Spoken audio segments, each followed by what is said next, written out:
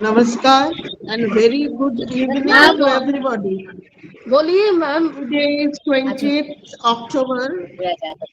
We have assembled here virtually to be a part of Sister Nivedita's birthday celebration program. Our today's topic of discussion is Nivedita Chintan, which we feel to be very much appropriate or well-timed discussion for this age.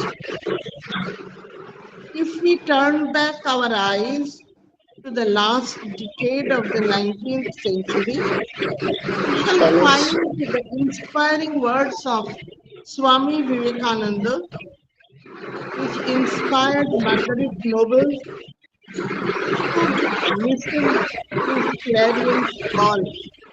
In a letter, he wrote, "My ideal indeed can be put into a few words, and that is to preach unto mankind their divinity and how to make it manifest in every moment of life.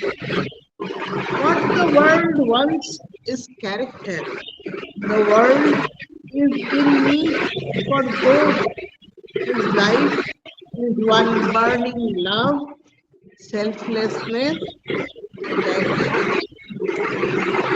will make every word tell like a thunderbolt. I'm sure you have the making in you of a world mover, and others will also come. Bold words and bolder deeds are what we want. Awake, awake, great ones. The world is burning with misery. Can you sleep? In another letter, a few months after, say a year after, Swamiji wrote, "So far about your work, now about your personality.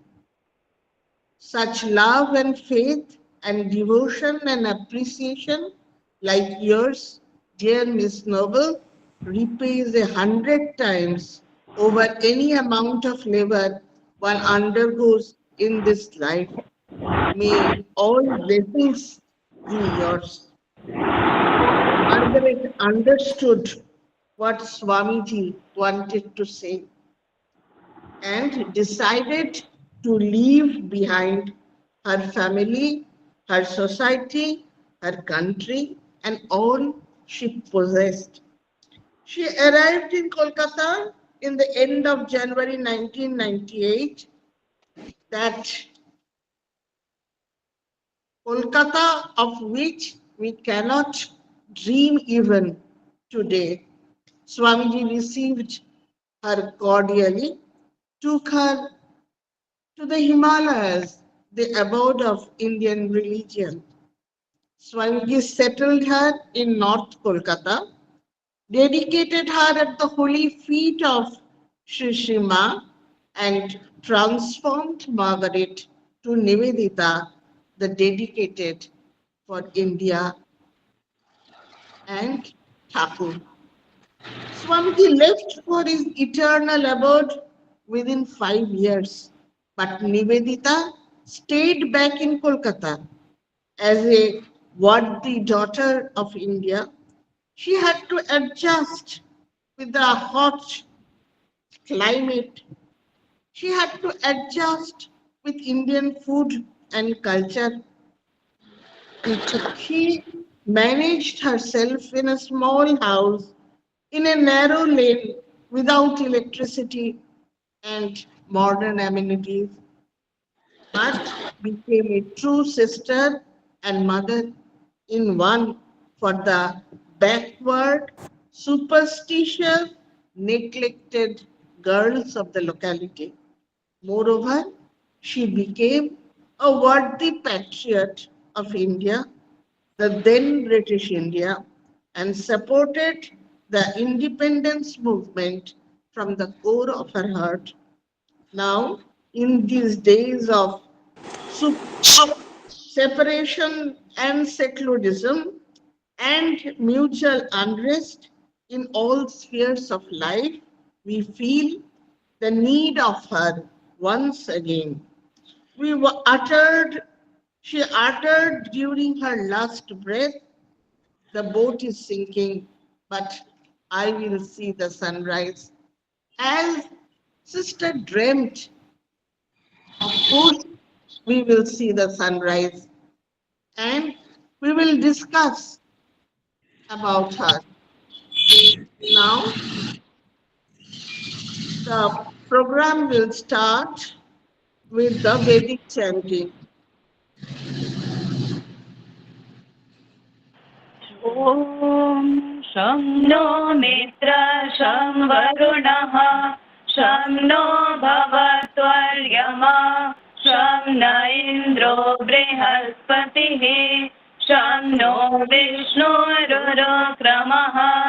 नमो ब्रह्मणे नमस्ते वायो त्वमेव प्रत्यक्षं ब्रह्मासि त्वामेव प्रत्यक्षं ब्रह्म वदिष्यामि ऋतं वदिष्यामि सत्यं वदिष्यामि तन्मामवतु तद्वक्तारमवतु अवतु माम् अवतु वक्तारम् ॐ शान्ति शान्ति शान्तिः ॐ मधुवातारितायते मधुक्षरन्ति सिन्धवः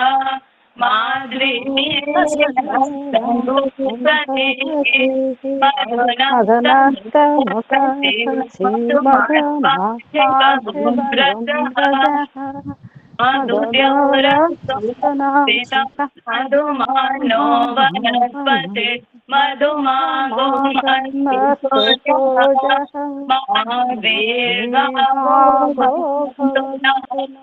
ॐ शान्ति शान्ति शान्तिः ॐ असतो मा सद्गमय तमसो मा ज्योतिर्गमय मृत्योर्मामृतं गमय आविराविर्मयेधि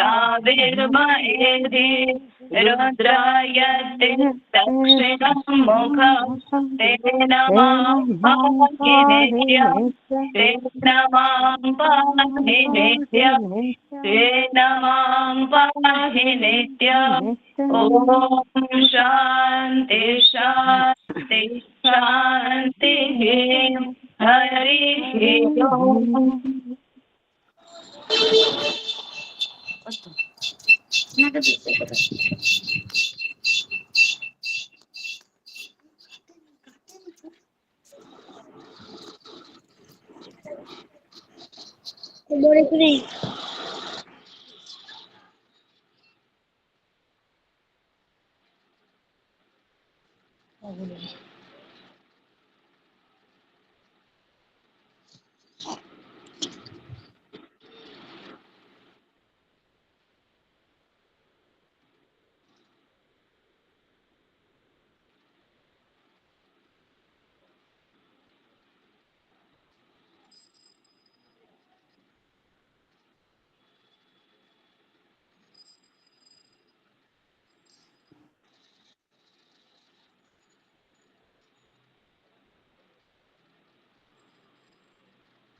Now, we will switch over to our meeting. The subject and topic of the meeting today is Nivedita Chintan. This topic is very relevant and desirable too for this age because Nivedita's dedication, Nivedita's love for India, Nivedita's sacrifice for the country of ours was imparable, which we should follow, we should think over it and we should try to dedicate ourselves in the same manner. She understood Swamiji and also made us to think about Swamiji in her book, The Master as I Saw Him. It gave us a special thought note so that we can think deeply what some Swamiji did for us, what Swamiji gave us, and what we have inherited from Swamiji and his worthy disciple, daughter, Sister Nivedita. Now we will switch over to today's discussion. Topic is, no one had understood Swamiji more comprehensively than Nivedita. It will be spoken by Professor Chetnaben Mandavia from Gujarat. Dr. Chetnaben Mandavia from Ahmedabad, Gujarat, is a long-standing devotee of Holy Ramakrishna Order. In fact, members of our entire family, 4 sisters and a brother, are initiated disciples of His Holiness Swami Virishwaranandaji Maharaj, the 10th president of the Ramakrishna Math and Ramakrishna Mission. He is the former professor and head of the Department of Genetics and Plant Breeding, Junagadh Agricultural University, and after her retirement, devoted to the literary services of the Ramakrishna Order. She has been contributing articles to Prabuddha Bharata and a Ramakrishna Youth, the Gujarati monthly of the order, and has reviewed several books for Prabuddha Bharata and Vedanta Kishari. Chetnaben and her sisters are in close contact with Sri Sarada Math, Valsad, since its inception, and they regularly give talks at the Math. She is also frequently invited in a Ramakrishna ashram, Rajkot, for delivering lectures. I would request Chetnaben Mandavia ji to speak over the topic in English. The topic is, no one had understood Swamiji more comprehensively than Nivedita. Pranam Mataji. Today's subject given to me is the quotation of Swami Ramakrishnananji, a Guru Bhai of Swami Vivekananda. It says that no one could understand Swami Vivekananda more deeply and more comprehensively than Sister Nivedita. Pondering over this subject, 2 things may come to one's mind. Number first, that Nivedita understood Swamiji thoroughly and molded her life to translate his ideas of man-making to reality. She had imbibed Swamiji's ideals of renunciation and service and contributed immensely to the national life of India and to women's education and empowerment. Stand in the whirls and madness of world and reach to the center. Swamiji said, and she did the same. Through her inspiring life itself, one could easily decipher what Swami Vivekananda wanted to preach. The second implication of this quotation is that not only she lived her life as per Swamiji's ideals, but grasped his innovative and radical message and was able to decode his message to the world at large when it seemed to be difficult to be grasped, even to those who were very close to Swamiji. At the end of this speech, I think we all will be convinced that as Swami Vivekananda had an unprecedented role in the phenomenon of Sri Ramakrishna's incarnation, Sister Nivedita had an important role in the life and works of Swamiji. Swami Vivekananda lived his life and Sister Nivedita read the meaning, because with her keen intellect and steadfast devotion to Swamiji, she was uniquely qualified to understand Swamiji. Now, to comprehend this, we have to touch on briefly on Swamiji's philosophy. Swami Vivekananda was once asked, is it true that Orthodox Hinduism teaches that one, that is Brahman, is real and the many, that is world, are false? He replied, yes, and what Ramakrishna Paramhamsa and I have done is to show that the many and one are the same reality seen by the same mind at different times and different attitudes. This one sentence only could throw light upon enormous dimensions of Swami Vivekananda's teachings. Essentially, he wanted to convey that since the world is the manifestation of one, world that is many, and manifestation of one, one is the Brahman. So since the world is the manifestation of Brahman, it is also real. Then Swamiji stressed that for spiritual fulfillment, and for that matter for life's fulfillment, there is no need to run away from the world and perform spiritual practices in solitary caves. Serving others who are manifestation of that one Brahman in the spirit of worship brings real fulfillment. Therefore, he preached to perform Shiva Bhave Jiva Seva.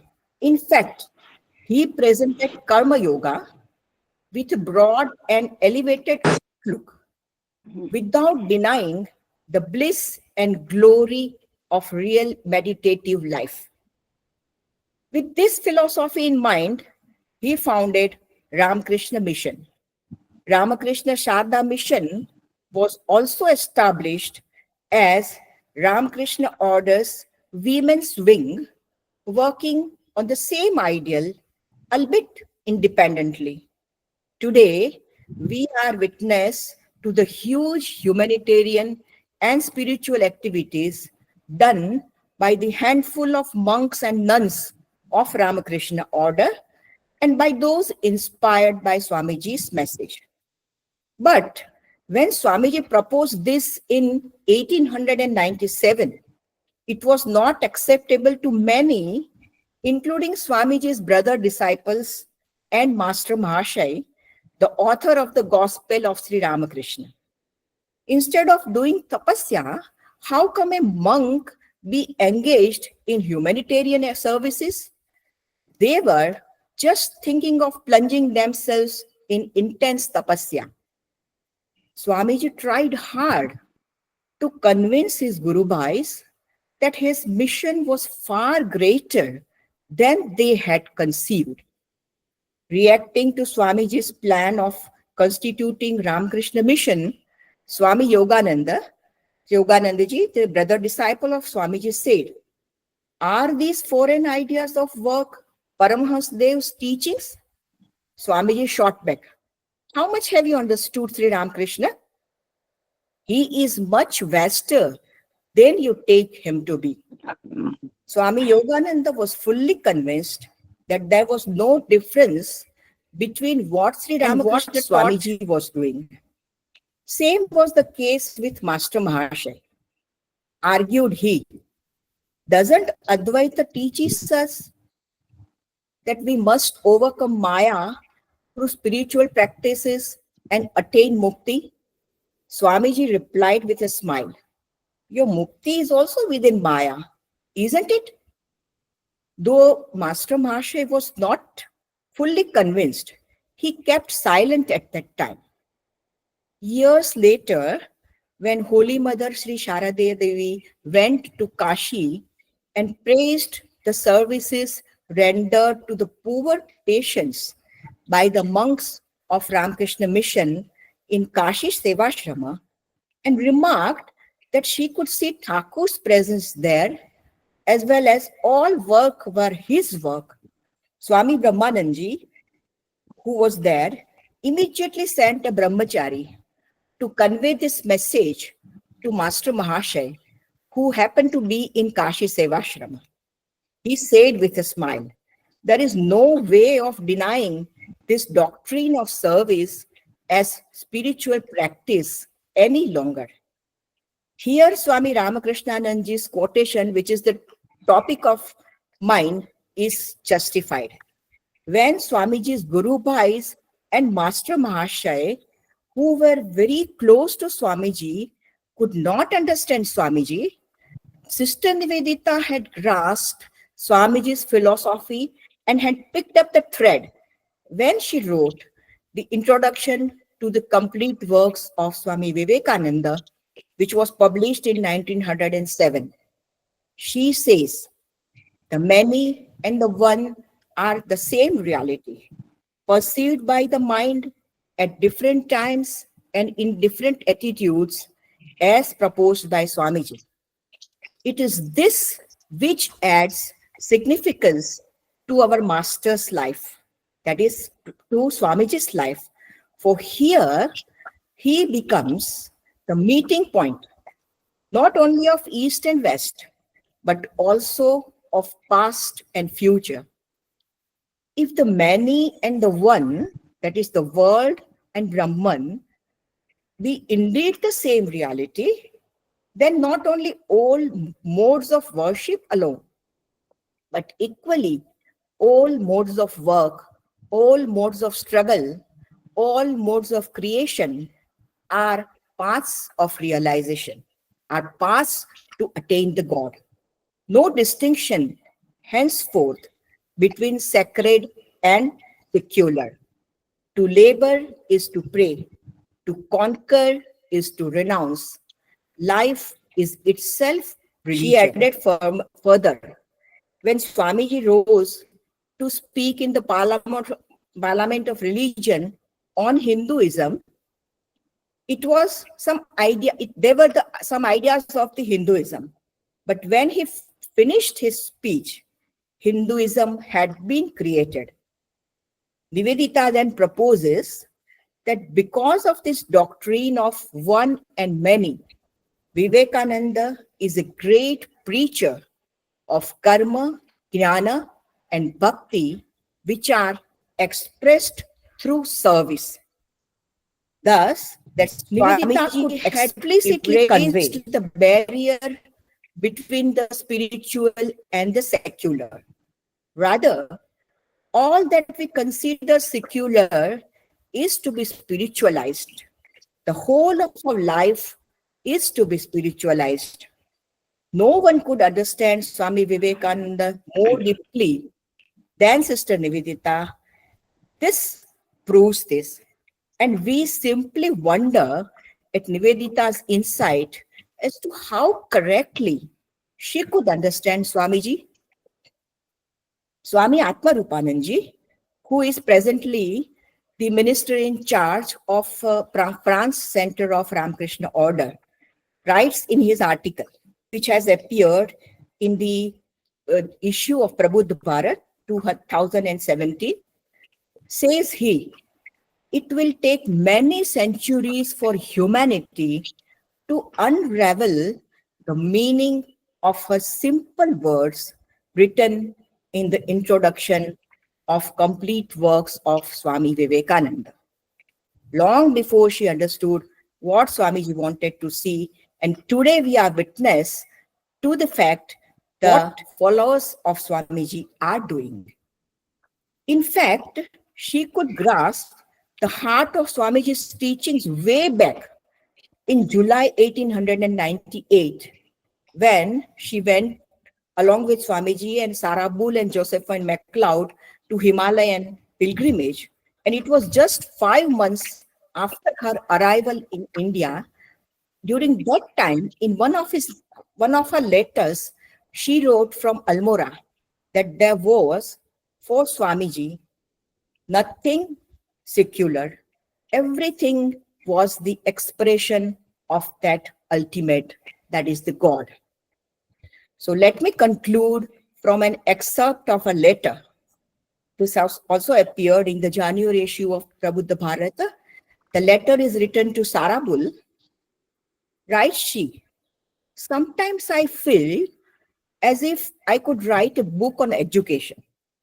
I think when I try, I shall imagine myself sitting behind Swamiji, looking through his eyes, reading his brain, and with his pen in my hand. Doesn't this point out how deeply permeated she was with Swamiji and his ideas? No wonder she thoroughly understood Swamiji to the exclusion of any other person.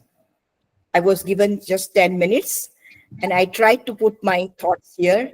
I'm very much thankful to the Matajis of Sister Nivedita Cultural Heritage and Museum for giving me this opportunity to deeply think on Sister Nivedita and put my ideas in perspective. Thanking you all for patiently listening me. Jai Swamiji, Jai Nivedita, Jai Thakur, Jai Ma. Thank you very much, Chetnaben ji, for your thoughtful and inspiring talk.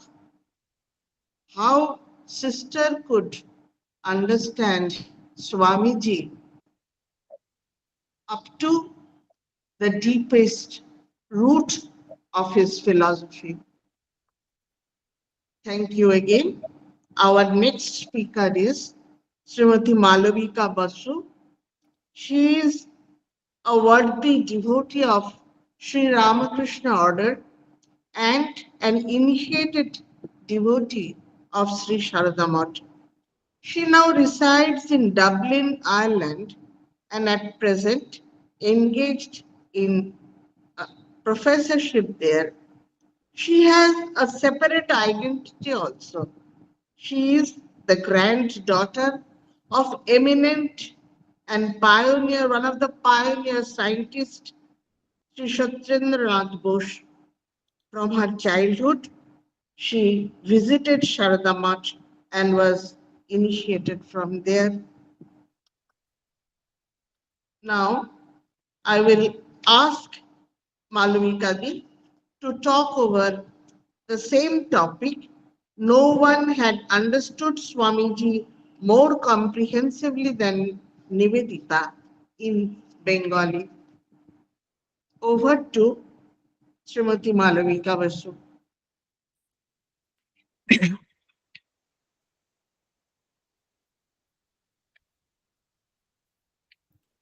Jananīṃ Sāradāṃ Devīṃ Rāmakrishnam Jagatgurum Pādapadme Tayo Shritva Pranamāmi Muhurmuhu.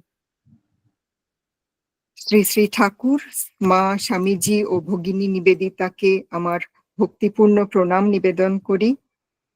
আজকের সান্ধ্য আসরে উপস্থিত পূজনীয়া মাতাজিদের আমার প্রণাম জানাই ও বাকি সকলকে যথাযোগ্য অভিবাদন, প্রণাম ও প্রীতি ও নমস্কার জানাই। আপনারা পূর্ববর্তী বক্তা প্রফেসর চেতনাবেন মান্ডবিয়ার অপূর্ব বক্তব্য শুনলেন। তারপর বলাটা একটু দুঃসাহসিক প্রচেষ্টা, তবে পূজনীয় মাতাজিদের ও শর্মিলাদির অনুপ্রেরণায় অংশগ্রহণের আনন্দেই আজকে আমার অনভিজ্ঞ উপস্থাপনা। No one had understood Swamiji more comprehensively than Nivedita এই বাক্যতে নো ওয়ান বা মোর এই শব্দ দুটোতে একটা তুলনামূলক আভাস থাকলেও কম্প্রিহেন্সিভলি শব্দটার মহিমা জ্ঞাপনের জন্যই হয়তো পূজনীয় স্বামী রামকৃষ্ণানন্দজি এই উক্তিটি করেছেন বলে মনে হয়। এবার আসা যাক এই উদ্ধৃতিতে স্বামীজি এবং নিবেদিতা প্রসঙ্গে। স্বামী বিবেকানন্দকে বোঝা কি কঠিন আর সিস্টার নিবেদিতা কি কম্প্রিহেন্সিভলি বুঝেছিলেন? এই দুটো প্রশ্নের উত্তর দেবার যোগ্যতা বা ধৃষ্টতা আমার নেই, এ বিষয়ে আমি নিঃসন্দেহ। কিন্তু আজকের আলোচনার বিশ্লেষ্য হিসেবে এই প্রশ্ন দুটি অনুধাবন করার জন্য কিভাবে ভাবা যেতে পারে সেই চিন্তা ভাবনা থেকে কটি কথা উপস্থাপনা করার ইচ্ছে হচ্ছে। পাশ্চাত্য পরিবারে জন্ম, পাশ্চাত্য পরিবেশে বড় হওয়া, পাশ্চাত্যভাবে সুশিক্ষিত হওয়ার দরুন নিবেদিতার প্রাথমিক দৃষ্টিভঙ্গি যে প্রতীচ্য অনুযায়ী হবে না সেটা অনুমান করা খুব কঠিন নয়। কিন্তু নিবেদিতার অনন্য সাধারণ ও অসাধারণ মনীষায় ও সত্য অধ্যাত্ম জিজ্ঞাসায় খুব দ্রুত স্বামীজিকে জানতে ও বুঝতে আগ্রহী করেছিল। তিনি সেই বিরল ব্যক্তিদের অন্যতম যিনি স্বামীজিকে প্রাচ্য ও পাশ্চাত্য দুই ভূমিতেই ঘনিষ্ঠভাবে দেখার সুযোগ পেয়েছেন ও তার পূর্ণ সদ্ব্যবহার করেছেন বলা যায়। যেই সুযোগটা পেয়েছেন তাতে স্বামীজিকে অনেক কাছ থেকে দেখার, জানার, প্রশ্ন করার, আলোচনা করার সুযোগ তার হয়েছিল। কিন্তু তার অনন্যতায় স্বামীজিকে বোঝা ও মেনে নেওয়ার পথটা কিন্তু ইউনিক বা ব্যতিক্রমী ছিল। এইটা the master as I saw হিমের ছত্রে ছত্রে পড়ে বোঝা যায়। আর সেই বাংময়ী লেখনীর মাধ্যমে আমরা স্বামীজির চরিত্র এবং আদর্শের ওপর এক অপূর্ব আলোকপাত পাই। যুগাচার্য স্বামীজিও মনে হয় উপযুক্ত শিষ্যার কাছে সবিশেষে তার আদর্শ ও তা প্রচারের জন্য নির্দেশ বিশেষভাবেই দিয়েছিলেন।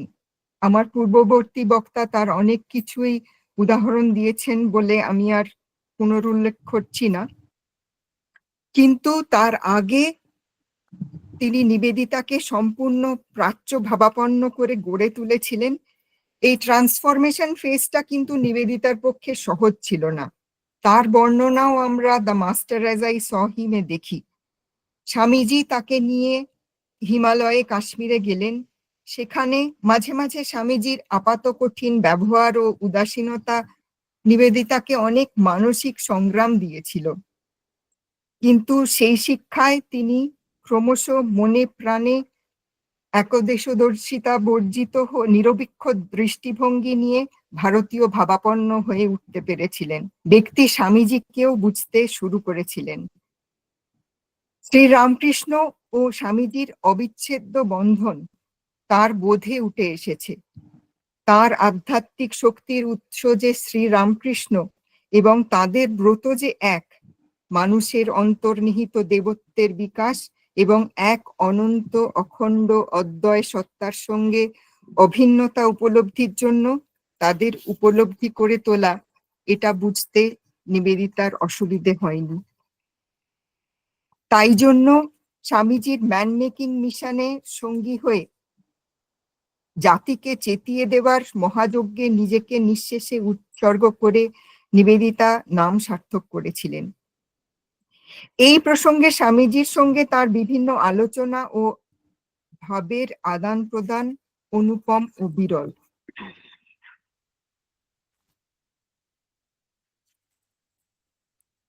আর তার প্রকাশের দরুন নিবেদিতার কম্প্রিহেন্সিভ আন্ডারস্ট্যান্ডিং নিয়ে কারুর আর হয়তো সন্দেহ থাকে না। নিবেদিতার নিজস্ব পর্যবেক্ষণ ক্ষমতা, বিচার বিবেচনার দিক দিয়ে একটি ছোট্ট প্রসঙ্গ উল্লেখ করতে চাই, যেটা এই টপিক রিলেটেড পড়াশোনার সময় আমায় খুব চমৎকৃত করেছে। সেটা স্বামীজির সঙ্গে 1899-এ নিবেদিতার ইংল্যান্ডে যাওয়ার সময় যাত্রাকালে একদিন স্বামীজি খুব উৎসাহ ভরে তুর্কি নাবিকের দক্ষতা ও সৌজন্যের বিষয়ে বলেন। বেশ কিছু বছরের সান্নিধ্যে নিবেদিতার পরবর্তী মন্তব্যটা আমাকে খুব বিস্মিত করে। তিনি বলেন, আমি জানতে চাই প্রত্যেক জাতিকে তাদের শ্রেষ্ঠ গুণগুলির দিক থেকে বুঝতে চেষ্টা করার এই অভ্যাস আপনি কোত্থেকে পেলেন? আর কোন ইতিহাস প্রসিদ্ধ ব্যক্তির চরিত্রে এটা আপনি দেখেছেন, অথবা কোন সূত্রে শ্রীরামকৃষ্ণের কাছ থেকে এটা লাভ করেছেন? স্বামী বিবেকানন্দ আশ্চর্য হয়েছিলেন নিবেদিতার এই অন্তর্দৃষ্টি ও বিশ্লেষণের গভীরতা দেখে, এবং বলেছিলেন, হ্যাঁ, শ্রীরামকৃষ্ণের শিক্ষার ফল ছিল এই গুণ। এই স্বাধীন চিন্তা ও ভিশন ও কাজ করার শক্তি থাকার দরুন স্বামীজিও নিবেদিতাকে পূর্ণ স্বাধীনতা দিয়েছিলেন জাতীয় চেতনা পুনর্জাগরণের জন্য নিবেদিতার মতো করে তাকে কাজ করতে দিতে। সেটা নিবেদিতার স্বামীজির আদর্শকে বুঝে তার রূপায়ণের দিক।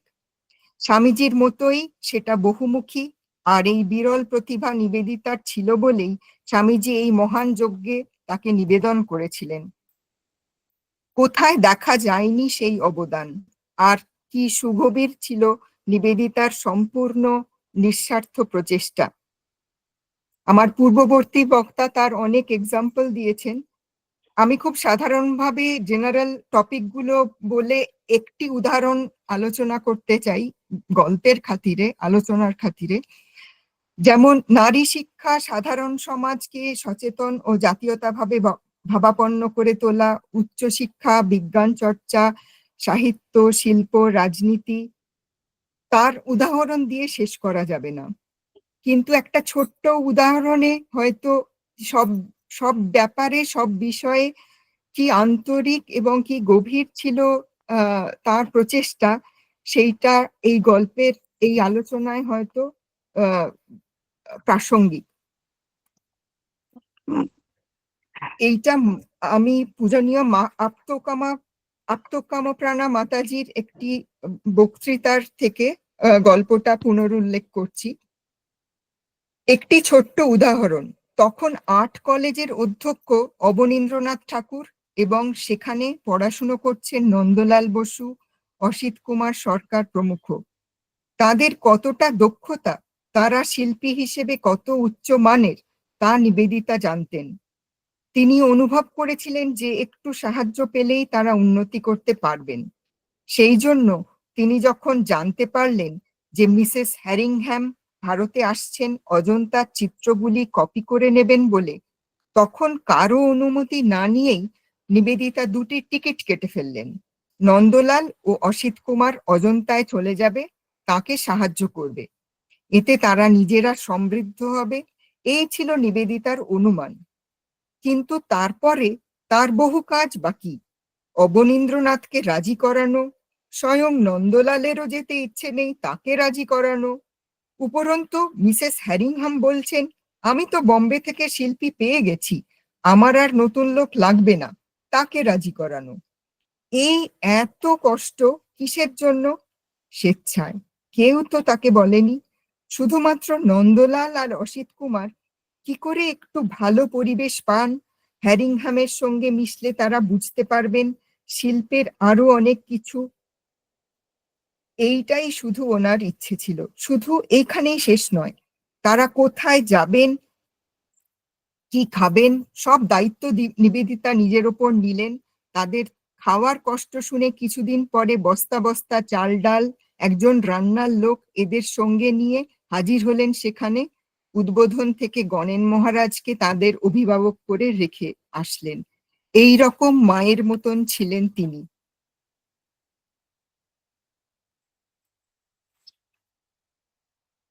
জগদীশচন্দ্র, রবীন্দ্রনাথ, আরজিকর, দীনেশচন্দ্র সেন, রমেশচন্দ্র মজুমদার, শ্রী অরবিন্দ, বিপিন পাল, গোখলে, নাম করে শেষ করা যাবে না। তদানীন্তন দিকপালদের কাউকেই হয়তো বাদ দেওয়া যাবে না যারা নিবেদিতার দ্বারা প্রভাবিত বা অনুপ্রাণিত হননি। সুভাষচন্দ্র লিখেছেন হেমচন্দ্রকে, ভারতবর্ষকে আমি ভালোবেসেছি বিবেকানন্দ পড়ে, বিবেকানন্দকে চিনেছি নিবেদিতার লেখায়। আমাদের আলোচনার topic Nobody has understood Swamiji more comprehensively than Nivedita। এই মান্যতা শুধু নেতাজি বা শশী মহারাজই দেননি, তদানীন্তন রামকৃষ্ণ মিশনের কর্ণধারও যারা ছিলেন তারাও মনে হয় সহমত ছিলেন। আর সেই জন্যই কি স্বামীজির কমপ্লিট ওয়ার্কস এর ভূমিকা লেখার গুরু দায়িত্ব পেলেন নিবেদিতা? এই বিষয়ে পূর্ববর্তী বক্তা খুব সুগভীর সুন্দর আলোচনা করেছেন উদ্ধৃতি দিয়ে। আমি তারই কয়েকটি লাইন বাংলায় বক্তব্যের জন্য বলছি। এক জায়গায় নিবেদিতা বলছেন, বিশ্ব সংস্কৃতিকে স্বামীজির অন্যতম অবদান আধ্যাত্মিকতা ও লৌকিকতার মধ্যে ভেদ দূর করা। স্বামীজি বলছেন, জগৎ হলো পরমাত্মা বা ব্রহ্মের একটি প্রকাশ বা অভিব্যক্তি। জগৎ রূপে যা প্রতিভাত হয় বস্তুত তদপেক্ষা জগৎ অধিকতর সত্য। এর প্রসঙ্গে নিবেদিতা লেখেন, বহু ও এক যদি যথার্থই এক সত্তা হয় তাহলে সকল উপাসনা পদ্ধতি নয়, সমভাবে সকল কর্মপদ্ধতি, সকল প্রচেষ্টা, সব সৃষ্টিকর্ম সত্য উপলব্ধির পন্থা। আধ্যাত্মিক ও লৌকিক ভেদ থাকতে পারে না। নিবেদিতা মনে করেছেন শাস্ত্র, গুরু ও মাতৃভূমি এই তিন দীপশিখা স্বামীজির হাতে প্রজ্বলিত সমগ্র মানব জাতির পথ নির্দেশের জন্য। মনে হয় নিবেদিতা স্বামীজিকে সত্যই যথার্থ বুঝেছিলেন। পরিশেষে আপনাদের সকলকে আন্তরিক ধন্যবাদ ও আজকের এই সুযোগের জন্য মাতাজিদের আমার প্রণাম জানিয়ে আমার বক্তব্য শেষ করলাম। ঠাকুর মা স্বামীজি ও ভগিনী নিবেদিতাকে আমার মুহুর্মুহু প্রণাম। ওম শান্তি শান্তি শান্তি। শ্রী শারদার্পণমস্তু। নমস্কার মালবিকা দি, আপনার সুচিন্তিত এবং অত্যন্ত মনোজ্ঞ আলোচনার জন্য। এত কম সময়ে এত বিস্তৃত বিষয় আপনি বলেছেন, আলোচনা করেছেন, তা নিশ্চয়ই সবাইকে অনেকটি ঋদ্ধ করবে। সত্যি নিবেদিতার যে আন্তরিক এবং গভীর প্রচেষ্টা, তাই তাকে স্বামীজিকে চিনতে সাহায্য করেছিল। আর স্বামীজিকে নিবেদিতা সব সময় অত্যন্ত কাছ থেকে দেখার সুযোগ পেয়েছিলেন বলে নিবেদিতা তার বুদ্ধিমত্তাকে কাজে লাগিয়ে স্বামীজিকে ভালো করে বুঝতে পেরেছিলেন এবং তার দ্বারা আলোকিত হয়ে এই জগৎ স্বামীজিকে অনেকখানি চিনতে পেরেছিল। এরপর আমাদের দ্বিতীয় topic, our next topic is, it was the power of selflessness and purity that Nivedita embodied all her life. Our next speaker is Srimati Satarupa Rai. Srimati Satarupa Rai belongs to the legendary Pride of Bengal Fearless group, inseparably involved with the Ramakrishna movement. She and her family are continuing their devotion and service to the Ramakrishna movement. She has edited the 2 volumes published in memory of revered Srimad Swami Atmastanandaji Maharaj. She will be speaking in English. I request Srimati Satarupa Rai to start with her lecture. My pranams to Sri Sri Thakur, Sri Sri Ma, Swamiji and Sister Nivedita. Pranams to all revered Matajis present here today, and a very warm welcome to everyone present this evening. It was the power of selflessness and purity that Nivedita embodied all her life. In the powerful words of Sister Nivedita herself, the selfless man is a thunderbolt, Let us strive only for selflessness, and we become the weapon in the hands of the gods. Not for us to ask how, not for us to plan methods. For us, it is only to lay ourselves down at the altar foot. Sister Nivedita, born as Margaret Noble in North Ireland, lived and actioned these words when her Guru Swami Vivekananda ordained her to be the torch-bearer of women's education in India and improve their lot in a society that was fraught with superstitious beliefs, ignorance, and poverty. She lived for only 44 years, from 1867 to 1911, and her work in India spanned a little more than 12 and a half years. But what she accomplished amidst severe hardships as a foreigner on Indian soil is yet to be comprehended in its full magnitude by us. In deep reverence for her selfless service, born of an intrinsic purity of a spiritually evolved soul, I offer my Shraddhanjali at the holy feet of Sister Nivedita on her 157th birth anniversary today. Inspired by the ideals of her parents and forefathers on both paternal and maternal sides, Margaret developed in her character truthfulness, religious fervor, patriotism, and a penchant for politics. As a student, she was bright and intelligent and showed a keen interest in literature, music, arts, physics, and botany. At 17, she started teaching and even contributed for periodicals. Soon she became well known as a progressive and compelling writer in the intellectual circles of London. However, in her religious pursuits, she was still searching for peace that eluded her. And when, on a cold afternoon in November 1895, she met the Indian monk Swami Vivekananda. She was enamored with his dynamism and his views on religion and philosophy. In her ensuing interactions with the Swamiji, she was convinced that he could lead her to the truth that she was seeking. Swami Vivekananda also realized the truthfulness, innate compassion, and generosity in Margaret's character in spite of a rebellious streak in her. He deemed her to be the right person for the spread of education amongst the common women folk of India. In a letter dated 29 July 1897 from Almora, he wrote to Miss Margaret Noble, "Let me tell you frankly that I am now convinced that you have a great future in the work for India. What was wanted was not a man, but a woman, a real lioness, to work for the Indians, women specially. India cannot yet produce great women. She must borrow them from other nations.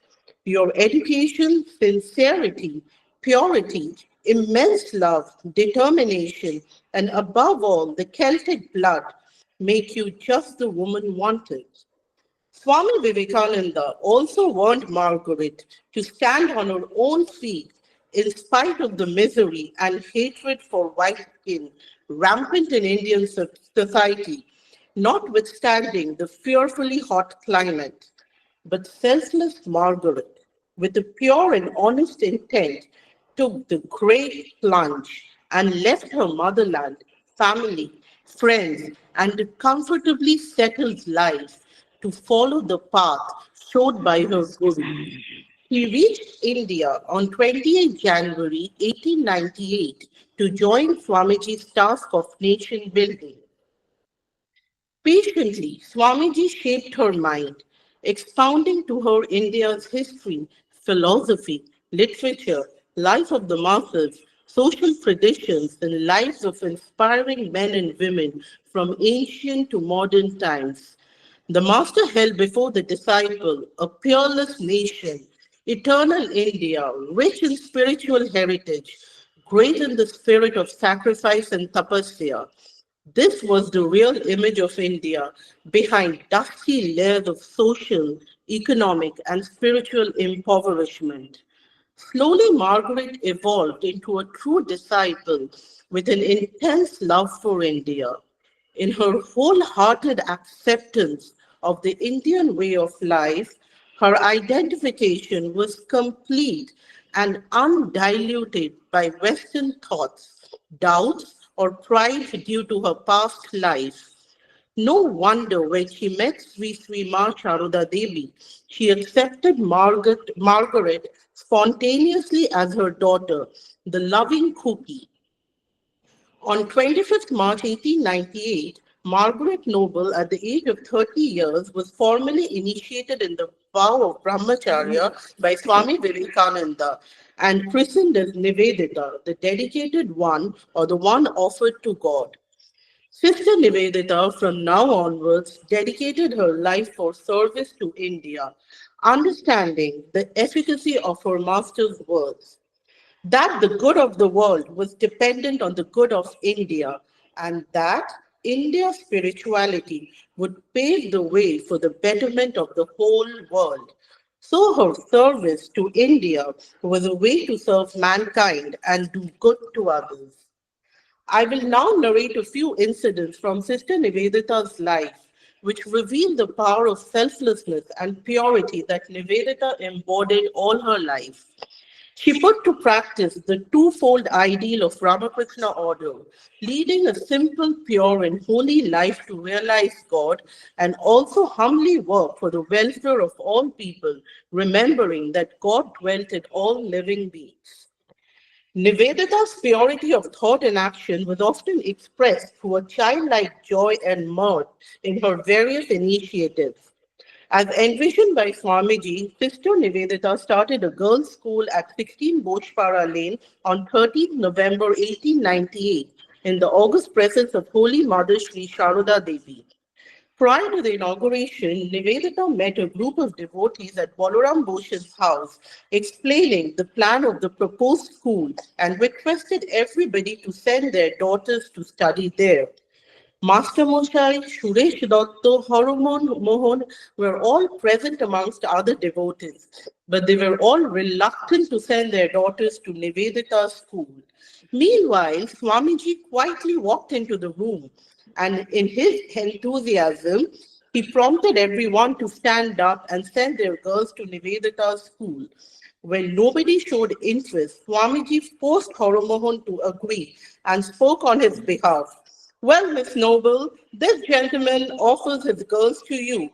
Nivedita was extremely delighted to see his master and hear his words of encouragement. With a childlike glee on her face, she started to dance, clapping her hands joyfully. In another incident, Sister Nivedita's joy knew no bounds when she learned that Holy Mother would be visiting her school.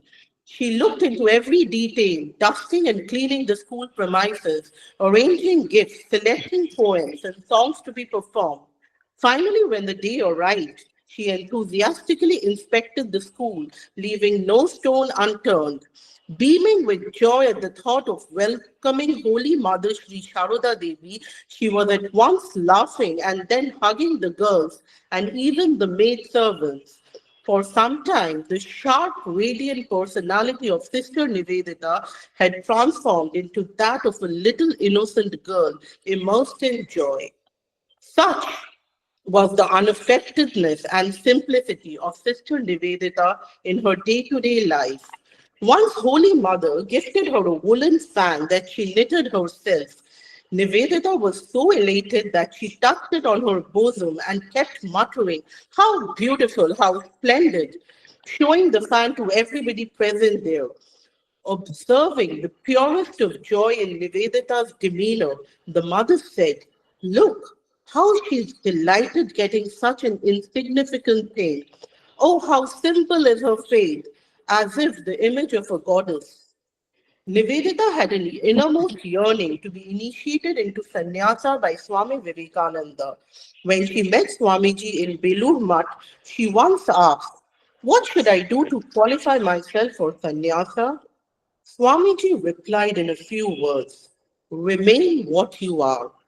Never ever did Nivedita ask for sannyasa again in her life. Committed to the vow of renunciation without becoming a sannyasin, she selflessly lived as a brahmacharini for the rest of her life, serving and loving India as her very own. In 1899, when plague broke out for the second time in Calcutta, we all know about Sister Nivedita's tireless efforts in fighting the disease, along with the team of volunteers, sannyasins, and brahmacharis. Nivedita's loving presence, irrespective of age, sex, caste, or creed, was a familiar sight in the localities of Bagbaja. One day she observed a pile of rubbish heaped in a locality in Bagh Bajar. When no one took the initiative to clean the rubbish, she herself took a broomstick and a basket and started to clean the rubbish. Seeing her in action, the young men of the locality felt ashamed and took away the broomstick from her and started cleaning the rubbish from the lane. However, there is another wonderful record by Dr. R.G. Kaur, one of the eminent doctors of that time. One day, he saw Sister Nivedita waiting for a long time to meet him at his doorstep when he returned home after seeing patients. She wanted some information on a plague-stricken child whom Dr. Kaur had seen that morning at Bagh Bajar.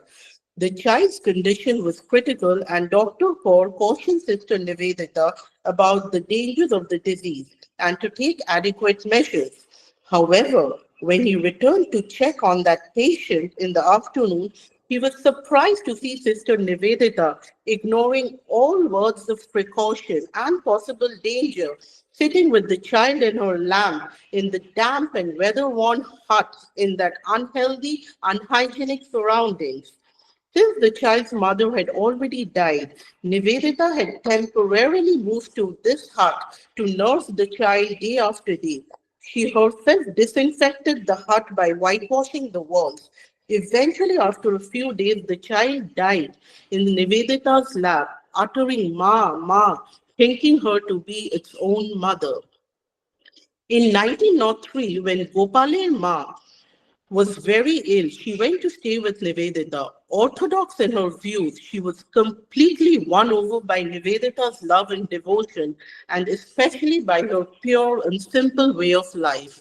Nivedita was delighted to serve Gopalerma, her dear little grandmother. When she passed away 3 years later, a small function with religious music and food was arranged after 10 days. Nivedita invited ladies of the neighborhood and prasad was distributed. Many a time, Nivedita, a foreigner on Indian soil, faced the apathy and indifference of the locals, including students of her own school. One day, Nivedita took her students to tour a museum. After walking for a long time, the girls were fatigued and thirsty. Instantly, she took out the glass she was carrying, washed it with tap water, filled it with drinking water, and offered to one of the girls.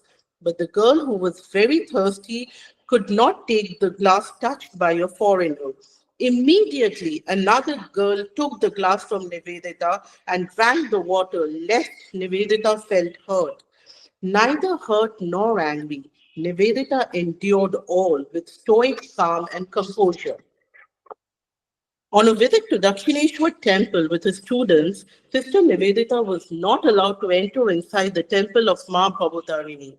The girls felt sorry that Nivedita had to go to the end of the Nath Mundi, walking by the side of the river Ganges to get a vision of Mother Kali. But Nivedita, in her devotion, simplicity, was overjoyed to get a glimpse of Ma Kali even from there. Sister Nivedita would sacrifice her basic needs and use most of her income to alleviate the sorrows of the poor and provide food for the hungry.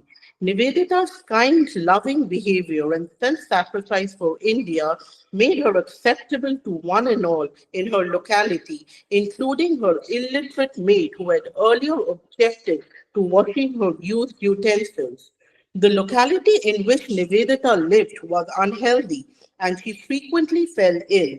Many of her well-wishers requested her to change over to a healthier part of Calcutta, but she did not leave her locality in Bagh Bajar. She used to say, "The place has adopted me. Leaving it, I will not go anywhere." Sister Nivedita's pure feelings was revealed in her compassion for animals as well. She did not prefer to ride in the school's horse-driven carriage because she felt that the horses would be hurt. Once at Udbodhan House, Gulab Ma was annoyed with the nuisance-making cat. She took the cat by its neck to throw it out of the premises. On seeing this, Nivedita immediately cried out, "Mrittu, Mrittu, death, death." With her inability to speak Bengali fluently, all that she wanted to convey to Gulab Ma in that excited state was that the cat would die if thrown out in that manner. Swami Brahmananda, whom Swamiji felt was superior to him in spirituality, was all praise for Sister Nivedita. When Raja Maharaj met Sister Nivedita, they talked very less, but would sit in meditation. In this way, they could read each other's mind. Raja Maharaj used to say that whenever he would come close to Nivedita, his mind would soar high up and dive deep inside. Once, Nivedita, Sister Christine, Rabindranath, J.C. Bose, and Amula Bose, and others visited both Goya in a group. Every evening, Nivedita would meditate sitting under the Bodhi Vriksha. At a small distance, there lay a stone slab with an image of the thunderbolt engraved on it. Looking at this image, Nivedita proclaimed that the thunderbolt should be considered as the national emblem. Explaining the reasons to everyone, she said, "When someone renounces all his possessions for the good of mankind, he becomes as powerful as a thunderbolt and performs divinely ordained tasks. The supreme idol of India is renunciation, so the thunderbolt should be the national emblem of India." There are many more incidents from Sister Nivedita's life that manifest her purity and selflessness, but I would like to end here. In her efforts to delve deep into the hopes, aspirations, religion, culture, and sufferings of Indian people, Nivedita became fascinated with the ideal of Indian womanhood, their inherent sweetness, magnanimity, selflessness, self denial, and motherly feeling. She beautifully synthesized the secular education of the West with the traditional ideals of the East, taking examples from Ramayana, Mahabharata, and the Puranas. Through her honest and dedicated actions, Sister Nivedita, in due course, herself became one with this glorious womanhood, investing her life with the power of selflessness and purity that ought to inspire generation after generation, even today. Thank you very much. Vaha Guru Ki Fateh.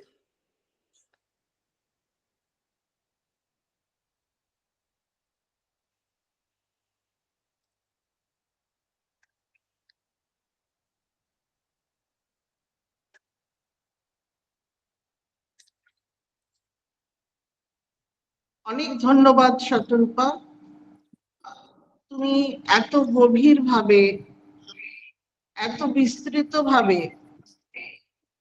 সিস্টারকে পড়েছো, সিস্টারের কথা আমাদের কাছে শুনিয়েছো, এবং সত্যি সিস্টারের যে purity, তার যে power of understanding, তাকে সেলফলেসনেস শিক্ষা করতে দিয়েছিল, তার কারেজ, তার ডিটারমিনেশন তাকে ট্রান্সফর্ম করেছিল, সেটা সত্যি তোমার বলা শুনে আমরা আবার নতুন ভাবে মনে করতে পারলাম।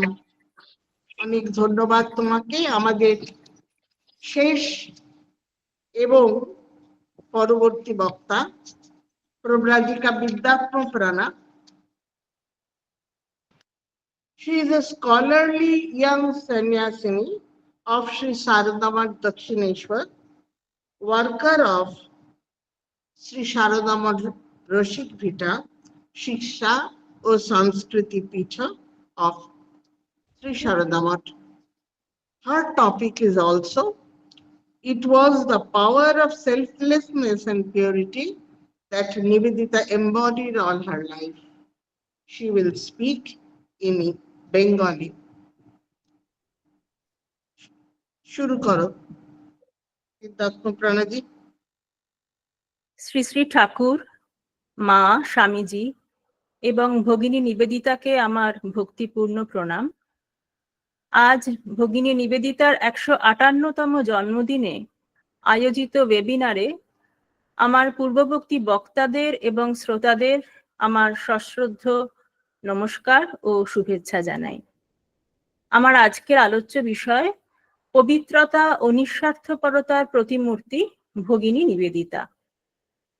ভগিনী নিবেদিতার জীবনকাল আমরা দেখি যে মাত্র 44 বছরের, আর এর মধ্যে মাত্র 13 বছর তিনি ভারতবর্ষের জন্য কাজ করেছেন। এই এত কম সময়ের মধ্যে শিক্ষা, বিশেষভাবে স্ত্রী শিক্ষা, বিজ্ঞান, শিল্পকলা, ইতিহাস, প্রযুক্তি গবেষণা, স্বাধীনতা আন্দোলন প্রভৃতি বিভিন্ন ক্ষেত্রে তিনি অসামান্য অবদান রেখেছেন, বরং বলা উচিত নেতৃত্ব দিয়েছেন। এই বহুমুখী বিপুল কর্মপরিধির সব ক্ষেত্রেই তার যে বিশেষ অবদান, সাধারণ ভাষায় আমরা যেটাকে বলবো অসাধারণ সাফল্য বা সাকসেস, তার কারণ কি শুধুই তার প্রতিভা বা তার শিক্ষা, নাকি তার গুরু স্বামী বিবেকানন্দের আশীর্বাদ, অথবা ভারতবর্ষের প্রতি তার ভালোবাসা?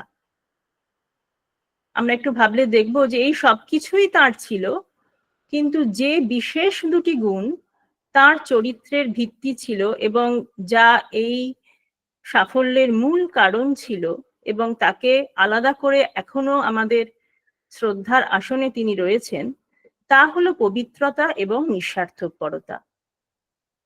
পবিত্রতা ও ব্রহ্মচর্যের শক্তি যে মানুষের সাফল্যের মূল কারণ, সেটা বিষয়ে আমরা কিন্তু অনেক সময় সচেতন থাকি না। স্বামীজি কিন্তু জীবন গঠনের ক্ষেত্রে এবং বিশেষ করে ছাত্র জীবনে ব্রহ্মচর্য পালনের উপর খুব গুরুত্ব দিয়েছেন। প্রাচীন ভারতের উত্থানের অন্যতম কারণ ছিল ছাত্র জীবনে ব্রহ্মচর্য আশ্রম। ব্রহ্মচর্যের শক্তি থেকে জন্ম হয় মনের একাগ্রতা, এবং এই একাগ্র মন যে কোনো বিষয়ে ফোকাস বা কেন্দ্রীভূত করলে অতি সহজে সে বিষয়ে পারদর্শিতা লাভ সম্ভব। পশুর সঙ্গে মানুষের যে পার্থক্য, এক মানুষের সঙ্গে অন্য মানুষের যে পার্থক্য, তার কারণ এই পবিত্রতার শক্তি, একাগ্রতার শক্তি। স্বামীজির ভাষায়, the main difference between men and the animals is the difference in their power of concentration. All success in any line of work is the result of this. High achievements in art, music, etc. are the results of concentration. Compare the lowest with the highest man. The difference is in the degree of concentration, and this is the only difference. অন্যদের সঙ্গে মার্গারেটের এই পার্থক্য স্বামীজি প্রথম থেকেই বুঝতে পেরেছিলেন। সেজন্য তিনি তাকে নির্বাচন করেছিলেন ভারতবর্ষের কাজের জন্য। মার্গারেটকে ভারতে আসার জন্য তিনি যে চিঠি লিখেছেন, সেখানে উল্লেখ করেছেন তার পবিত্রতার কথা। তোমার শিক্ষা, ঐকান্তিকতা, পবিত্রতা, অসীম প্রীতি, দৃঢ়তা তোমাকে সেই উপযুক্ত নারী রূপে গঠন করেছে। ভারতবর্ষে আসার পরে স্টার থিয়েটারে মার্গারেটের প্রথম বক্তৃতায় খুব খুশি হয়ে স্বামীজি বলেছিলেন, নিবেদিতার প্রাণ অতি মহৎ, তার হৃদয় অতি উদার, পবিত্র। শুধু স্বামীজি যে স্বীকৃতি দিয়েছেন তা নয়, আমরা দেখব স্বয়ং পবিত্রতা স্বরূপিণী শ্রীমা সারদা দেবীও তার এক চিঠিতে এটার উল্লেখ করেছেন। 1900 খ্রিস্টাব্দের এপ্রিল মাসে চিঠিটি তিনি লিখেছেন, সেটার ইংরেজি অনুবাদের বাংলা অনুবাদ পড়ছি। স্নেহের খুকি নিবেদিতা, তুমি আমার ভালোবাসা জানিও। তুমি আমার নিত্য শান্তির জন্য শ্রী ভগবানের নিকট প্রার্থনা করিয়াছ জানিয়া আনন্দিত হইলাম। তোমার ব্রহ্মচর্য পূত হৃদয়ে আমার জন্য যে প্রার্থনা জাগিয়াছে তাহা যেন পূরণ হয়। আমরা জানি যে স্বামীজি নিবেদিতাকে 1898 25 মার্চ ব্রহ্মচর্য ব্রতে দীক্ষা দেন এবং পরের বছর ওই একই দিনে তাকে নৈষ্ঠিক ব্রহ্মচারিণী রূপে দীক্ষিত করেন। আপাত দৃষ্টিতে আমরা মনে করতে পারি যে এর মধ্যে দিয়ে বিদেশিনী নিবেদিতা ভারতীয় ধারায় আধ্যাত্মিক জীবন শুরু করলেন ব্রহ্মচর্য ব্রত পালনের মধ্যে দিয়ে। কিন্তু এর একটা গভীরতর তাৎপর্য ছিল, যা নিবেদিতা উল্লেখ করেছেন অলিবুলকে লেখা তার চিঠিতে। তাকে যখন নৈষ্ঠিক ব্রহ্মচারিণীর ব্রতে দীক্ষিত করলেন তার ঠিক পরের দিন এই চিঠিটি লেখা। সেখানে নিবেদিতা বলছেন, তিনি আমার প্রথম দীক্ষার ঠিক 1 বছর পরে গতকাল নৈষ্ঠিক ব্রহ্মচারিণী করলেন। আমাকে আমৃত্যু ব্রহ্মচারিণী কেন করলেন? মনে হয় অংশত নৈষ্ঠিক ব্রহ্মচারিণীদের পুরনো ধারার পুনঃ প্রবর্তনের জন্য। মানে এই ব্রহ্মচর্যের যে গুরুত্ব, সেটা একটা রোল মডেল হিসাবে যেন স্বামীজি নিবেদিতাকে নৈষ্ঠিক ব্রহ্মচারিণী করলেন। নিবেদিতা ভারতের নারীদের মধ্যে কাজ করবেন, তাই যে পবিত্রতাকে ভারতীয় নারী সবচেয়ে গুরুত্ব দিতেন, সেই পবিত্রতার চরমতম আদর্শের পালনের নির্দেশ তাকে স্বামীজি দিয়েছিলেন, যাতে ভারতীয় নারী সমাজ তাকে নিজেদেরই একজন বলে মনে করে। জাহাজে করে ইংল্যান্ডের যাত্রাপথে তার ভারতীয় জীবন কেমন হবে সে বিষয়ে একটা সুস্পষ্ট ধারণা তিনি নিবেদিতাকে দিয়েছিলেন। স্বামীজি বলেছেন, তোমাকে লোকজনের সঙ্গে দেখা সাক্ষাৎ একেবারে ছাড়তে হবে এবং রীতিমতো নির্জন বাস করতে হবে। তোমার চিন্তা, প্রয়োজন, ধারণা, অভ্যাস এসব হিন্দু ভাবাপন্ন করে তুলতে হবে। তোমার জীবন হবে ভেতরে বাইরে যথার্থ নিষ্ঠাবতী হিন্দু ব্রাহ্মণ ব্রহ্মচারিণীর মতো। সম্পূর্ণ ভিন্ন একটা সাংস্কৃতিক পরিবেশ থেকে এসে এটা ধারণা করা এবং সেই নির্দেশ অক্ষরে অক্ষরে পালন করা বোধহয় নিবেদিতার পক্ষেই শুধু সম্ভব। তার অন্তরের পবিত্রতা তাকে এমন দেহের অতীত ভূমিতে প্রতিষ্ঠিত করেছিল যে যে কোনো সামান্য অতি সাধারণ ঘটনা বা জিনিস তার কাছে পবিত্র ও পুজোর জিনিস হয়ে উঠত। একটা ছোট ঘটনা বলছি। একবার অমৃতবাজার পত্রিকা অফিসে আমন্ত্রিত হয়েছেন ভগিনী নিবেদিতা ও ভগিনী ক্রিস্টিন। তখন ইলেকট্রিক লাইট ছিল না। একটা পিতলের দেপাধারে মাটির প্রদীপ জ্বালিয়ে আলোর ব্যবস্থা করা হয়েছিল। কিন্তু এই সামান্য জিনিস দেখে নিবেদিতা আরতি শব্দটি উচ্চারণ করতে করতে হাত জোর করে প্রণাম করতে লাগলেন। প্রকৃতপক্ষে ভারতবর্ষ ও পবিত্রতা, এই শব্দ দুটো যেন তার কাছে সমার্থক হয়ে উঠেছিল। সে সময় পাশ্চাত্যবাসীরা ভারতীয় মেয়েদের অশিক্ষিত বলে অবজ্ঞা করতেন, হেয় চোখে দেখতেন। এমনকি ভারতীয় শিক্ষিত যারা পাশ্চাত্যের অনুকরণে শিক্ষিত ছিলেন তারাও করতেন, আমরা কথামৃতের উল্লেখ পাই। কিন্তু নিবেদিতা তাদের পবিত্রতার জন্য ভারতীয় নারীদের সুগভীর শ্রদ্ধা করতেন। তিনি মনে করতেন সামান্য এবিসিডি ইংরেজি পড়তে পারার থেকে পবিত্র জীবনযাপনের গুরুত্ব অনেক বেশি। পবিত্রতা তথা আধ্যাত্মিকতার শক্তিতেই ভারতবাসী জগৎবাসীকে পথ দেখাবে। গুরু বিবেকানন্দের মতো নিবেদিতাও এই ধারণা দৃঢ়ভাবে পোষণ করতেন। তাই যেখানে এই আদর্শ থেকে বিচ্যুতি বা স্খলনের সম্ভাবনা দেখতেন, সেখানেই ভারতবাসীকে কঠোর ভাষায় তিনি সতর্ক করেছেন, মায়ের মতো শাসন করেছেন। এর একটা উদাহরণ পাই মাদ্রাজের এক মহিলা সভায় তার পাঠানো একটা খোলা চিঠিতে। সেই সভায় তার উপস্থিত হওয়ার কথা ছিল, কিন্তু তিনি শেষ পর্যন্ত যেতে পারেননি। একটা চিঠি পাঠিয়েছিলেন। সেখানে তিনি লিখেছিলেন, ভারত মাতা এই মুহূর্তে তার মেয়েদের বিশেষভাবে চাইছেন তারা যেন প্রাচীনকালের মতো শ্রদ্ধাপূর্ণ হৃদয়ে তাকে সাহায্য করতে এগিয়ে আসে। কি করে তা সম্ভব হবে?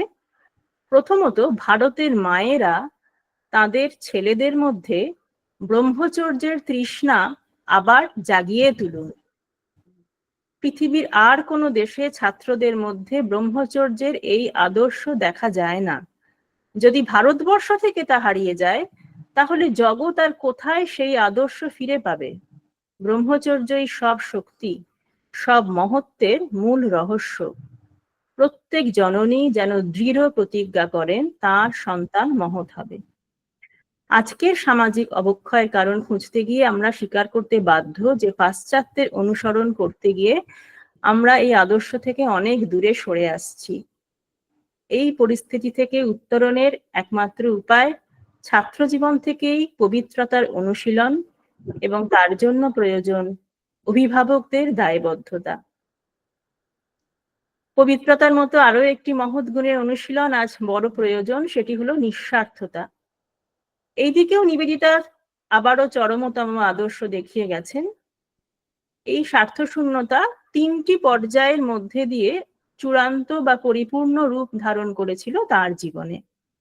একেবারে প্রথম যখন স্বামীজি মার্গারেটকে আহ্বান করে লিখলেন, জগতে আজ সেই রূপ মানুষেরই প্রয়োজন যাদের জীবন জ্বলন্ত প্রেম স্বরূপ, যারা সম্পূর্ণ স্বার্থশূন্য। সেই সময় তার কাছে স্বার্থশূন্যতার অর্থ ছিল জাতি ধর্ম নির্বিশেষে পরোপকার। আমাদেরও স্বার্থশূন্যতা সম্বন্ধে এটাই মোটামুটি ধারণা। আমরা জানি স্বামীজির সঙ্গে পরিচয় হওয়ার আগে মার্গারেট চার্চের কর্মী রূপে সমাজসেবায় ব্রতী হয়েছিলেন। তারপর তিনি দেখলেন যে চার্চে সেবামূলক কাজও একটা নির্দিষ্ট গণ্ডি ধরে চলে এবং চার্চের অনুশাসন না মানলে বা অন্য ধর্মাবলম্বী হলে সে ব্যক্তিকে সাহায্য চার্চ করে না। তখন তিনি খুব হতাশ হয়ে চার্চের সংস্রব ত্যাগ করেছিলেন। তো সেই নিজের এই সময়কার অবস্থা বর্ণনা করে পরবর্তীকালে the master as I saw him বইতে তিনি লিখেছেন, শৈশবের ধর্মমতে যারা বিশ্বাস হারাইয়াছেন তাহাদের মধ্যে অনেকে এইরূপ অনুভব করিতেন যে অন্তত পরোপকার একটি শ্রেষ্ঠ আদর্শ এবং জীবনকে নিয়ন্ত্রিত করিবার জন্য জীব সেবার সম্ভাবনাটা থাকিয়াই যায়। এখানে অনেকে বলতে সিস্টার প্রধানত তার নিজের কথা বলেছেন। তো নিঃস্বার্থপরতা সম্বন্ধে এই ধারণা নিয়ে মার্গারেট ভারতবর্ষে এলেন। তারপর স্বামীজির সঙ্গে অমরনাথ যাত্রা, আলমোড়ায় গুরুর অমোঘ আশীর্বাদ, এই সবকিছু তার মধ্যে আমূল পরিবর্তন নিয়ে এলো। মার্গারেট পরিণত হলেন নিবেদিতায়। আধ্যাত্মিকতার জন্মভূমি ভারতবর্ষ এবং সেই ভারতবর্ষের কল্যাণের জন্য তাঁর জীবন উৎসর্গ করলেন স্বামীজি। ভারতের সেবায় যখন তিনি এই শিষ্যাকে উৎসর্গ করলেন, তখন স্বামীজি তাকে বলেছিলেন, তোমাকে তোমার পূর্ব জীবন, পূর্ব সংস্কার, পূর্ব অভ্যাসের স্মৃতি পর্যন্ত সম্পূর্ণ মুছে ফেলতে হবে। দেহে ও প্রাণে অনুভব করতে হবে যে তুমি এই দেশের সন্তান, এই জাতি তোমার জাতি। মনে রাখতে হবে নিবেদিতার বয়স তখন 28 বছর। তিনি প্রখর ব্যক্তিত্ব সম্পন্ন এবং ইংরেজ বলে তার ভেতরে গর্ববোধ ছিল। গুরুর নির্দেশ পালন করতে গিয়ে তাকে অমানসিক সংগ্রাম করতে হয়েছিল নিজের সঙ্গে। নিজের হাতেই উপড়ে ফেলতে হয়েছিল ছোটবেলা থেকে অর্জিত সব সংস্কার, সব অভ্যাস। এটা যেন একই দেহে এক নতুন জন্মগ্রহণ। এই যে অসাধারণ আত্মবিলোপ, সেটার কথা আমরা কল্পনাতেও আনতে পারি না। স্বার্থ বা আমিত্ববোধের লেশমাত্র থাকলেও এই আত্মনিবেদন সম্ভব নয়। নিবেদিতার নিঃস্বার্থপরতার সাধনার এটাকে আমরা দ্বিতীয় পর্যায় বলে মনে করতে পারি। এবারে আমরা দেখব এই সাধনার চূড়ান্ত পরিণতি বা তৃতীয় অথবা সর্বশেষ পর্যায়ে রূপটি কেমন ছিল। এই পর্যায়ের একটি বিশেষ ঘটনা নিবেদিতা ও মিসেস সারাবুলের মধ্যে স্বামীজির শক্তি সঞ্চার। 1900 খ্রিস্টাব্দের নভেম্বরে বিজলি ম্যানারে স্বামীজি এক হাত সারাবুলের মাথায় ও অন্য হাত নিবেদিতার মাথায় রেখে শক্তি সঞ্চার করলেন। বললেন, রামকৃষ্ণ পরমহংস আমাকে যা দিয়েছিলেন আমি সে সব কিছু তোমাদের দিলাম।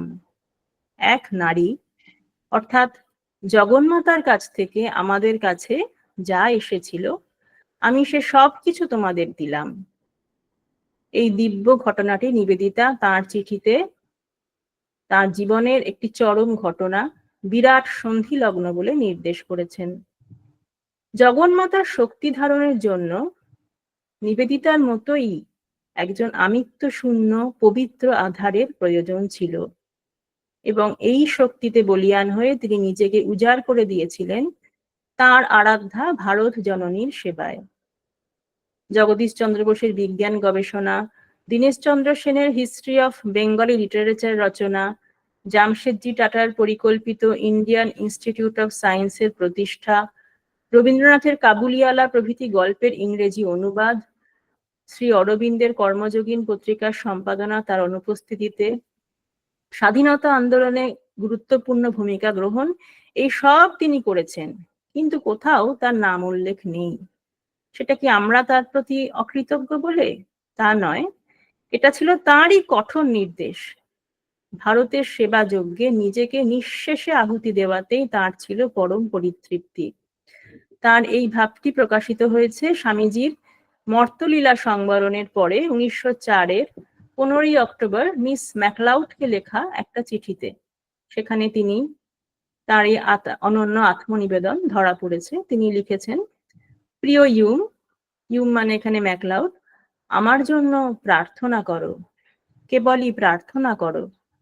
আমি যেন তার ইচ্ছা প্রবাহের শূন্য ধারাপথ হতে পারি। ইচ্ছা প্রবাহের শূন্য ধারাপথ, সিস্টার ইংলিশে, that I may become nothing but an empty channel for his will to flow through.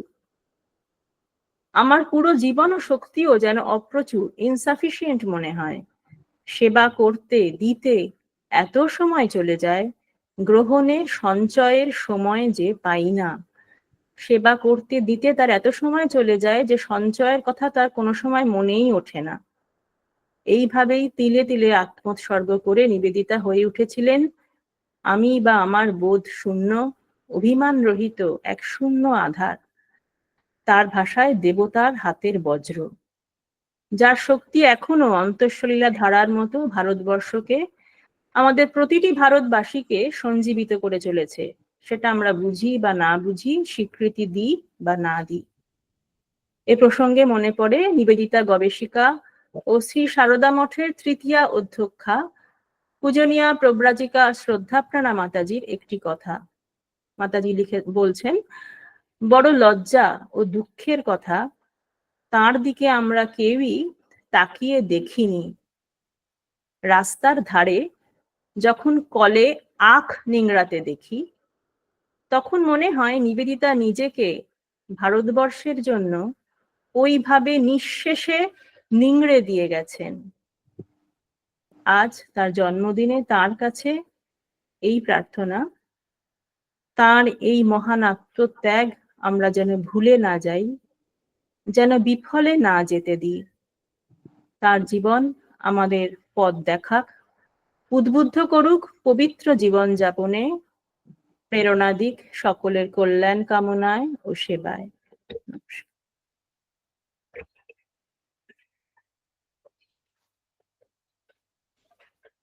আমাদের আজকের আলোচনা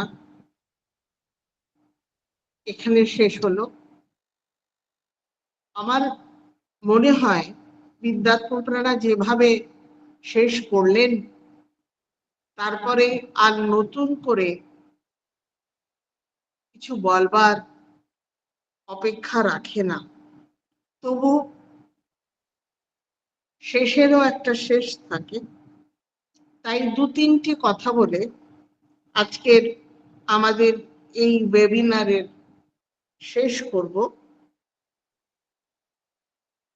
স্বামী বিবেকানন্দ নিবেদিতাকে ব্রহ্মচর্য দান করে তার মনকে পবিত্র উঁচু স্তরে রেখে একটি নতুন মানুষ তৈরি করেছিলেন, যে মানুষটির নাম সার্থকভাবে নিবেদিতা। তিনি সর্বতোভাবে নিবেদিত। রামকৃষ্ণ মিশনের সঙ্গে তার অফিসিয়াল যোগাযোগ জীবনের শেষে থাকুক বা না থাকুক, তিনি ছিলেন আজন্ম রামকৃষ্ণ বিবেকানন্দের নিবেদিতা। কারণ তার মতো করে বিবেকানন্দকে কেউ চেনেনি, আর তার বিবেকানন্দের দৃষ্টিতে স্বামী ঠাকুর ছিলেন তার জীবনের আদর্শ। আরেকটি কথা আমার আজকে বারবার মনে হচ্ছিল, যে তার এই যে প্লেগের সময় তার যে সার্ভিস, যে আত্মত্যাগের কথা এতদিন আমরা পড়েছি, যতই পড়ি বর্ণনা, কিন্তু পরিস্থিতি আমরা হয়তো সেভাবে বুঝিনি যতদিন না আমরা করোনার করাল গ্রাসের সম্মুখীন হলাম। তখন যেন আমরা নতুন করে বুঝতে পারলাম কি সেলফলেস সার্ভিস নিবেদিতা দিয়ে গেছিলেন কলকাতায় সেই প্লেগের উৎসব উদযাপনে। আর সর্বোপরি তার ভারত প্রেম, তার কথা মা মা মা, ভারতবর্ষ ভারতবর্ষ ভারতবর্ষ। এই ভারতবর্ষ মাকে চেনাতে গিয়ে ছাত্রদের কাছে নিবেদিতা ভারতবর্ষের ম্যাপ দেখিয়ে বলেছিলেন যে এই তোমাদের আরাধ্যা জননী। এ এক অভিনব প্রচেষ্টা ছিল নিবেদিতার। ভারতবর্ষের মানুষ তার ইতিহাসকে চিরকালে অবজ্ঞা করে এসেছে। সেদিক থেকে দেখতে গেলে নিবেদিতার অবদান, যা একটু আগে বিদ্যাত্মপ্রাণা মাতাজি আমাদের বললেন, তার আত্মত্যাগ, তার নিজেকে নিংড়ে দেওয়া আমরা মনে রাখিনি, আমরা ভারতবাসীরা মনে রাখিনি। সেজন্য আজকের আলোচনা আমাদের নতুন করে নিবেদিতাকে চিন্তা করার জন্য উদ্বুদ্ধ করুক, আমাদের সেই দিকে নিয়ে যাক, যেন নিবেদিতার আত্মত্যাগ, তার ভারত প্রেম, তার সার্ভিস টু ম্যানকাইন্ড আমরা যথাযথভাবে বুঝতে পারি আর আমাদের তার প্রতি শ্রদ্ধায় আনত হতে পারি। নমস্কার, রামকৃষ্ণ অর্পণমস্তু।